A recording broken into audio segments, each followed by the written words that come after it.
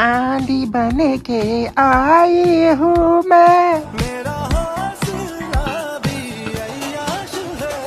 इधर ही रुक जा, इधर ही रुक जा। ए, कौन हो तुम? अरे नाम क्या है तेरा? मेरा नाम शकीरा जानकी देवी पांडे बल्लभ। नहीं नहीं नहीं, मेरा नाम शकीरा बेगम। अच्छा, कहाँ से हो? मैं पाकिस्तान कराची से हूँ। मुझे तुम पाकिस्तान से नहीं लगते हो, तुम इंडिया से लगते हो। जासूस तो नहीं हो?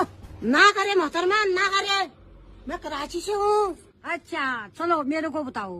एक चतुर नार, बड़ी होशियार, और अब की बार मोदी सरकार।